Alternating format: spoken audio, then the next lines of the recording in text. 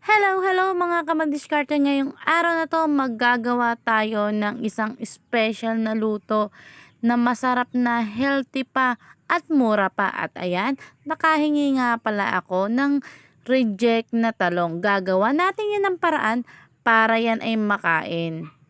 At ayan, tinanggal ko lang ang bulok, inislice ko lang ng pagaganyan. Tinanggal lang natin mga uds. Ini-slice lang natin yan ng pangganyan at yan ay mamaya ay gagadgarin natin ng pinong-pino. Gagawin natin yung okoy na merong malunggay at merong noodles. At ayan, ginadgad ko nga ng paganirian ang ating talong. Kaya ko po nga pala binaak yan kasi nga para makita ko yung uod. At mahirap na baka mapasama ang uod. Nilagyan ko nga lang pala yan ng asin at sinet aside ko muna. At yung mga natirang mga balat ng talong, ginayat ko lang siya ng mga ninipis at sayang naman kung hindi maisasama, diba? At isasama natin yan dun sa ginadgad natin na talong kanina. Kayo ba, lagi bang mayroong uod na lang sa talong? Kaya ngayon, gagawa natin ang paraan yan. Kahit kokonti, gagawin nating masarap at masustansya. At ayan, pinigana nga natin yung sinet aside natin na talong kanina na nilagyan natin ng asin. Pigayin lang natin yan hanggang sa mula yung katas niya. At ayan, nagdurog nga lang pala ako ng noodles, chicken and flavor. Dinurog ko lang siya maigi, tapos nilagay ko na sa talong. Inilagay ko na din yung seasoning at nagkuha ako ng isang large egg at saka ang ating malunggay. Naglagay na nga rin din ako ng isang cup ng harina.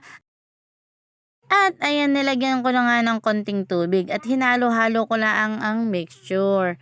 Para mag-combine lahat sila at para pag mold natin, mabuo sila. Nilagyan ko na din ng konting pamintang durog at hinalo-halo ko maigi. At yan, magbibilog na natin ang ating mixture.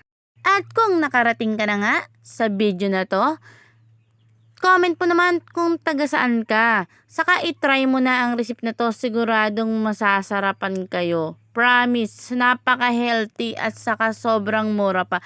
At ayan na nga yung nagawa ko. Marami din ako nagawa. At ayan, maghanda na tayo ng kawali at tayo magpiprito na. Naglagay lang ako ng mantika dyan. Papainitin lang natin ng maigi bago natin ilagay yung ating ginawang veggie balls. At mga madiskarte, ngayon ko nga lang to ginawa pero sobrang sarap. Kung matitigman nyo, tamo, itsura pa lang napakayami na.